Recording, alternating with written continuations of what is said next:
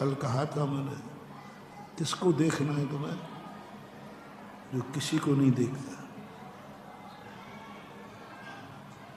जो किसी को नहीं देखता है बस उसे ही देखना है। किसकी सुनना है? जो किसी की नहीं सुनता, उसी को सुनाना है और उसकी सुनना है।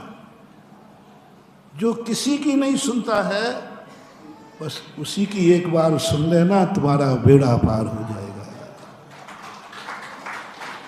और तुम्हारी आदत क्या है? तुम मेरी नहीं सुनोगे तो मैं तुम्हारी नहीं सुनूंगा, बस गड़बड़ कर।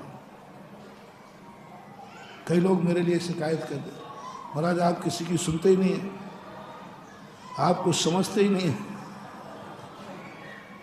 जिस दिन मैं सुनने लग जाऊंगा ना, उसी दिन मेरे आशीर्वाद का अतिशय खत्म हो जाएगा।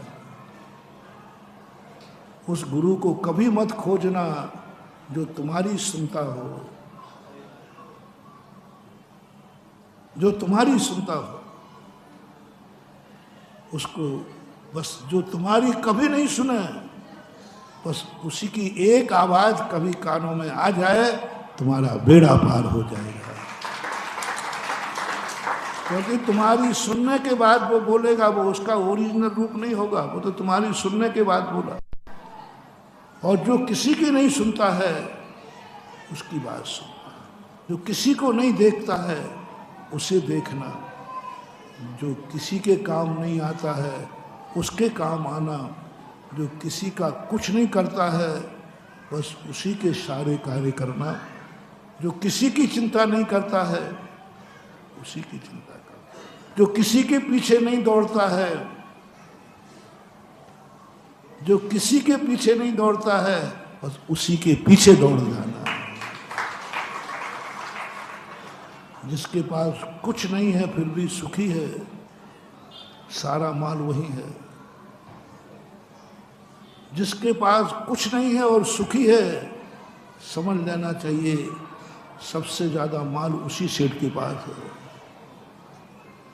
जो व्यक्ति चमक दमक में हो, अच्छे कपड़े पहना सुना, उसके पास समझना उतना ही है, उससे ज्यादा कुछ नहीं है। लेकिन बड़ा सेठ कौन होता है? जिसके पास कुछ नहीं होता।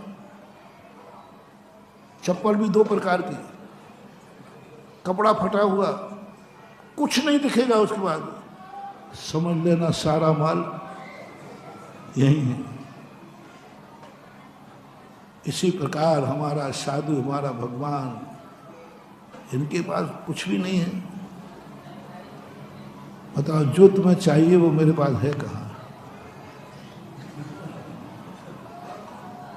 धोखे में मत रह जाना। मैंने पहले किया, जहाँ कुछ नहीं दिखे समझ लेना चाहिए संसार के सारे माल यहीं से मिलने वाले हैं।